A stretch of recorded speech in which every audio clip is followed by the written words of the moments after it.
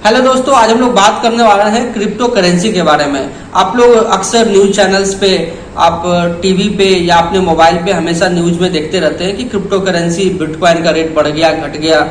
एक अजीब सा क्यूरियोसिटी है हर किसी के बारे में कि एक्चुअली में होता क्या है और ये कैसे काम करता है। तो आज हम लोग बात करने वाले हैं कि क्रिप्टो करेंसी होता क्या है, इसकी लीगल वैलिडिटी इंडिया में क्या है और कैसे इसकी हम खरीद बिक्री कर सकते हैं। और वीडियो के अंत में हम आपको बताएंगे कि इसके फायदे क्या हैं और नुकसान क्या है। आपको फिर आप खुद ये तय कर पाओगे कि आपको बिटकॉइन में या क्रिप्टो करेंसी में इन्वेस्ट करना है या नहीं करना है। मैं बिटकॉइन की चर्चा बार बार इसलिए कर रहा हूँ क्योंकि बिटकॉइन जो है सबसे ज्यादा वेल एक्सेप्टेड क्रिप्टो करेंसी पूरे दुनिया में है। तो हम लोग स्टार्ट करते हैं सबसे पहले कि क्रिप्टो करेंसी होता क्या है। तो क्रिप्टो करेंसी का देखिए शब्द में ही छिपा हुआ है क्रिप्टो। क्रिप्टो मतलब होता है कि इंफॉर्मेशन जो है वो छिपा हुआ है ना। तो एक डिजिटल करेंसी है, ये क्रिप्टो करेंसी एक डिजिटल करेंसी है जिसकी यूजेज जो है खरीद बिक्री, गुड्स और सर्विसेज की खरीद बिक्री में किया जाता है। लेकिन ये हुआ एक इसको थ्योरेटिकल भाषा में इसको हम बता रहे हैं, एक प्लेन वैलिना में समझिए कि एक ऐसी करेंसी है जो कि कंप्यूटर में स्टोर होती है और जिसका जो इंक्रिप्शन है, मतलब कि जो एक पासवर्ड प्रोटेक्टेड होता है, एक लॉकर होता है जिसमें वो स्टोर किया जाता है। लॉकर कहने का मतलब वो एक कंप्यूटर होता है और इसका स्टोरेज जो है कंप्यूटर में होता है।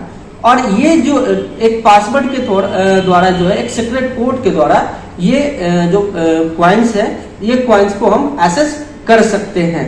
अब इसको समझना होगा कि ये क्रिप्टो करेंसी काम कैसे करता है। तो क्रिप्टो करेंसी जो काम करती है वो एक ब्लॉकचेन टेक्नोलॉजी है जिसपे काम करती है। तो हम लोग अब बात करते हैं कि ब्लॉकचेन टेक्नोलॉजी होता क्या है। ये हम लोग समझने की कोशिश करेंगे कि ब्लॉकचेन टेक्नोलॉजी कैसे काम करती है।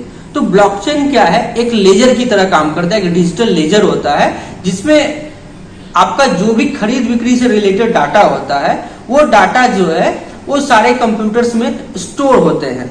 और इसको हम लोग जो है ये एक सिक्योर पासवर्ड के थ्रू, एक सिक्योर कोड के थ्रू ये स्टोर किया जाता है। और इसकी जो भी ये जो लेजर है, इसकी जो एंट्री है सारे कंप्यूटर्स में एक साथ किया जाता है। ध्यान रहे कि जो क्रिप्टो करेंसी है उसकी जो संख्या है, जो भी नंबर ऑफ कॉइन्स होते हैं वो लिमिटेड होते हैं, मतलब पहले से ही डिसाइडेड होता है कि कितने कॉइन्स होने वाले हैं। तो उसका एक ब्लॉकचेन टेक्नोलॉजी में क्या होता है कि एक लेजर में आप जब भी मान लो, सपोज कर लो कि आपने ए ने खरीदा और बी ने बेचा, तो ए से डेबिट हो गया और बी से ए ने खरीदा है तो ए का क्रेडिट हो गया और बी से डेबिट हो गया। और ये जो डाटा का जो एंट्री है ये सारे कंप्यूटर्स में इक्वली रूप से एंट्री होते हैं। आप इसमें अगर चाहोगे कि मैं इससे कोई भी कंप्यूटर में, एक कंप्यूटर में छेड़खानी कर दूं तो सारे कंप्यूटर में चेंज हो जाए, ये इम्पॉसिबल है। इसलिए ये सेफ है क्योंकि आप एक जगह भी चेंज कर दो उससे कोई फर्क नहीं पड़ता है, अनलेस कि सारे कंप्यूटर में वो डाटा का चेंजेस नहीं हो। और उसका एक्सेस करने के लिए एक सिक्योर पासवर्ड की जरूरत होती है। तो ब्लॉकचेन एक सेफर टेक्नोलॉजी है जिसपे ये क्रिप्टो करेंसी काम करती है। अब हम लोग जानने की कोशिश करते हैं कि कौन कौन से क्रिप्टो करेंसीज जो है वो पूरी दुनिया में काम कर रहे हैं। मैं कुछ मेजर क्रिप्टो करेंसीज का नाम बताऊंगा और ये बताऊंगा कि वो कब वो वर्ल्ड में उनको इंट्रोड्यूस किया गया। तो सबसे पहले हम लोग स्टार्ट करते हैं क्रिप्टो करेंसी जो सबसे पहले आया और वेल एक्सेप्टेड क्रिप्टो करेंसी था वो बिटकॉइन था जो 2009 में आया। उसके बाद हमारा डोजी कॉइन था, फिर रिपल है, इथेरियम है, पियर कॉइन है। ऐसे बहुत सारे क्रिप्टो करेंसीज काम कर रहे हैं। ये जो मैं 4-5 क्रिप्टो करेंसी जिनका नाम बता रहा हूँ ये वेल एक्सेप्टेड क्रिप्टो करेंसी है जिसकी ट्रेडिंग स्टॉक एक्सचेंजेस पर होता है। अब हम लोग जानने की कोशिश करते हैं कि इसकी खरीद बिक्री कैसे होता है। तो पहले ये समझिए कि जैसे शेयरों की खरीद बिक्री, आप जब भी कभी शेयर खरीदने जाते हो तो आप स्टॉक एक्सचेंज के थ्रू ही खरीद पाते हो।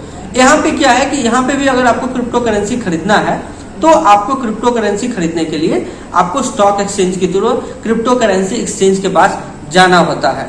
और मुझे ये जानना होगा कि इंडिया में कौन कौन से क्रिप्टो करेंसी एक्सचेंजेस काम कर रहे हैं। तो हमारे यहाँ क्रिप्टो करेंसी एक्सचेंज है जैसे यूनो कॉइन है, सबसे फेमस बजीरेक्स है, फिर आपका कॉइन डीसीएस है, फिर जेबपे है, कॉइन स्विच है। ये सारे स्टॉक एक्सचेंजेस हैं जो क्रिप्टो करेंसी में काम करते हैं और आपका एक प्रॉपर केवाईसी डॉक्यूमेंटेशन होना है। उस केवाईसी के बाद आप वहां पे खरीद बिक्री कर सकते हैं। लेकिन ध्यान रहे, आपको ये जो ट्रेडिंग करना है, ये ट्रेडिंग की लीगल वैलिडिटी क्या है इसके बारे में बताऊंगा।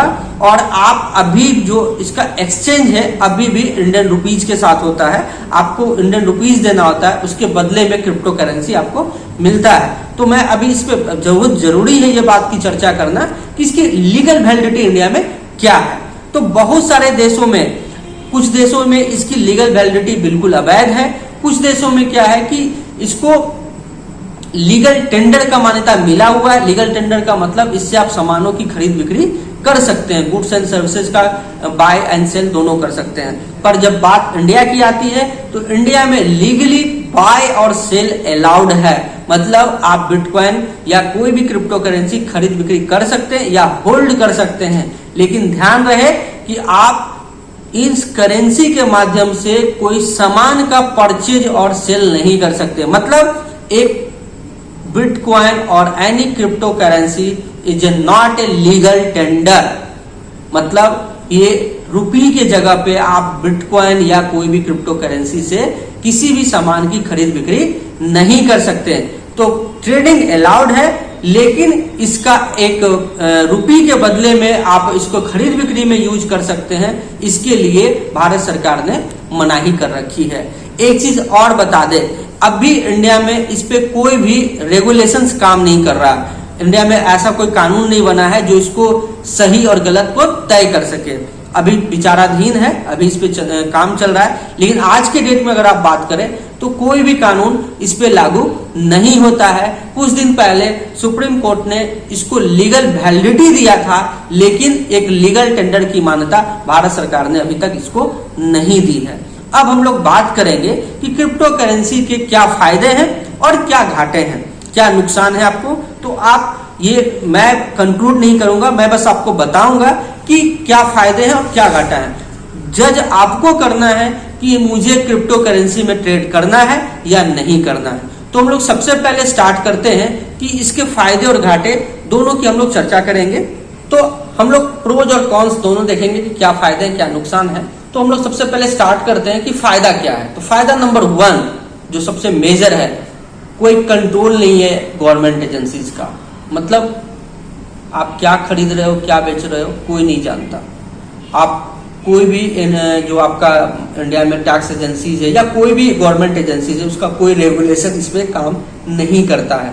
तो इस मामले से आप इंडिपेंडेंट है और इस आप पे कोई भी गवर्नमेंट एजेंसी इसको स्क्रूटनी नहीं कर सकता है। तो अगर आप चाहते हैं कि आपके पास बहुत सारे पैसे हैं और आप चाहते हैं कि गवर्नमेंट को पता ना चले कि मेरे पास कितना पैसा है क्या है नहीं है, तो crypto currency it is good way. अब दूसरी हम लोग को बात करते हैं कि इसका दूसरा जो इम्पैक्ट ये है कि इसका कोई भी इकोनॉमिक सिनारियो, कोई भी इकोनॉमिक चेंजेस होते हैं उसका कोई असर नहीं पड़ता है। जैसे आप ले लो रुपी का, डॉलर का ले लो आप, ये जो है ना वो डेली जो भी जो इंडियन इकोनॉमी में जो भी चेंजेस होते हैं उसका असर पड़ता है रुपीज पे। जो नॉर्मल आपका फिजिकल करेंसीज होते हैं जैसे डॉलर का ले लो, इंडियन रुपी का ले लो, यूरो का ले लो, इसका असर हमारा हर करेंसी पे, हर देश की करेंसी पे उसके इकोनॉमी का असर पड़ता है। लेकिन क्रिप्टो करेंसी पे दुनिया में किसी भी इवेंट का असर नहीं पड़ता है। ये सिर्फ डिमांड और सप्लाई पे काम करता है। क्यों डिमांड एंड सप्लाई पे करता है? इसलिए काम करता है क्योंकि जो जैसे बिटकॉइन की बात कर ले तो बिटकॉइन क्या है, पूरे बिटकॉइन की संख्या है 21 मिलियन। 21 मिलियन का मतलब हुआ 2 करोड़ 10 लाख, मतलब 2 करोड़ 10 लाख में ही खरीद बिक्री होगी। तो स्वाभाविक है कि सप्लाई लिमिटेड है तो डिमांड का खेल चलता रहेगा। इसीलिए आप देखते हैं कि बिटकॉइन के प्राइसेस में बहुत तेजी से ऊपर नीचे होते देखते हैं। कभी आप देखते हैं 10% बढ़ गया, कभी 20% गिर गया। अभी आप देख रहे होंगे कि इसका ऑल टाइम हाई $65,000 था, जो आज $32,000 के आसपास ये मूव कर रहा है। ये हाई फ्लक्चुएशन है, इतनी हाई फ्लक्चुएशन फिजिकल करेंसीज में नहीं होता है। तीसरा हमारा इसका फायदा क्या है कि ये प्राइवेट और कॉन्फिडेंशियल है, मतलब एकदम निजी और गोपनीय है। ये कोई नहीं जानता कि कितना बिटकॉइन कौन रखे हुए है और इसका कोई भी डाटा का एक्सेस गवर्नमेंट एजेंसीज को नहीं है। तो आप टैक्स के चक्कर से इससे बच सकते हैं।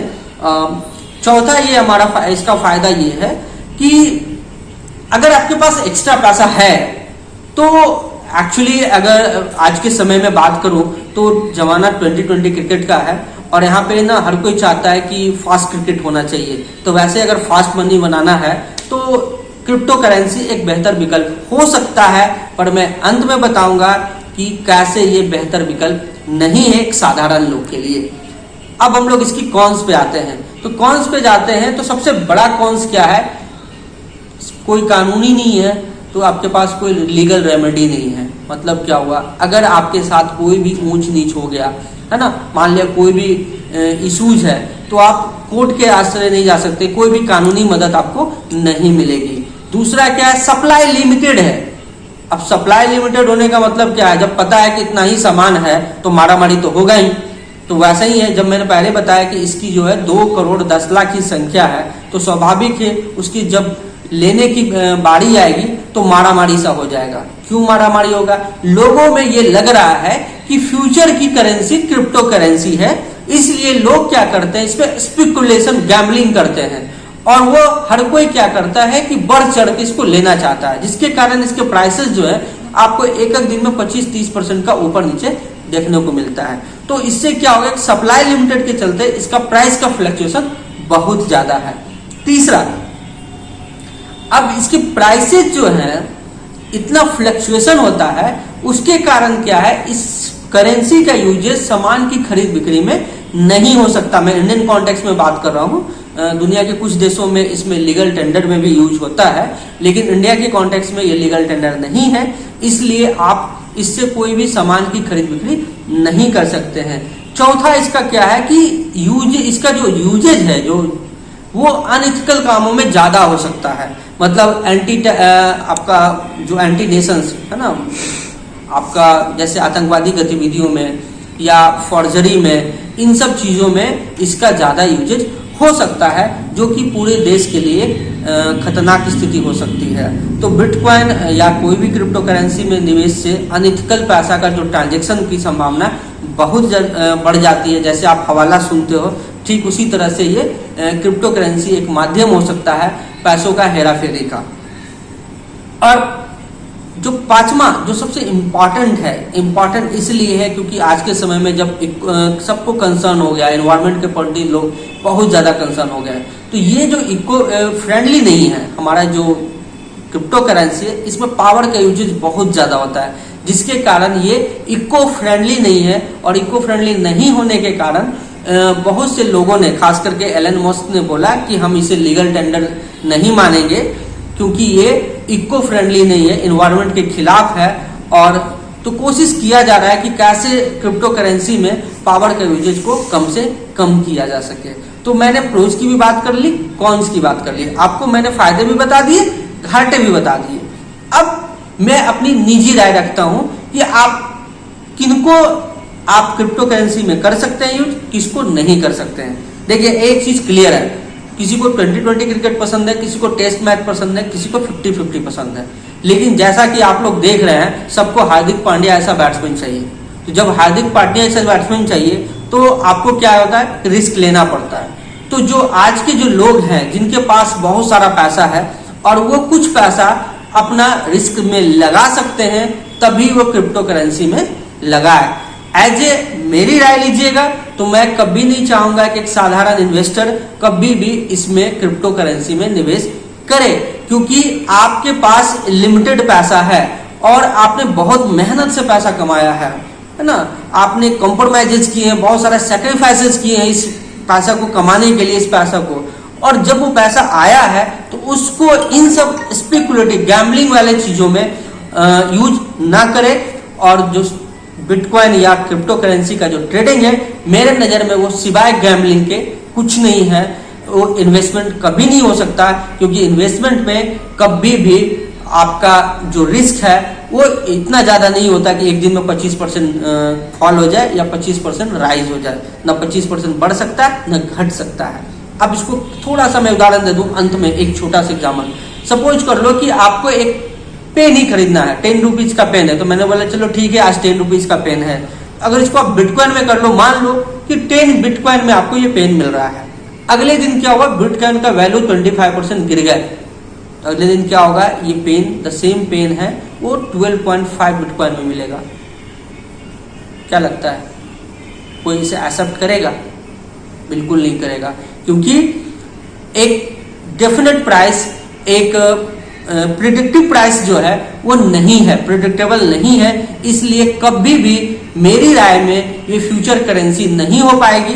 ये एक गैम्बलिंग का माध्यम है, और अगर आपको गैम्बलिंग करना है ना, तो आप क्रिप्टो करेंसी में इन्वेस्ट कर सकते हैं, अदरवाइज मेरी राय होगी आप इसे अवॉइड करें। Thank you very much.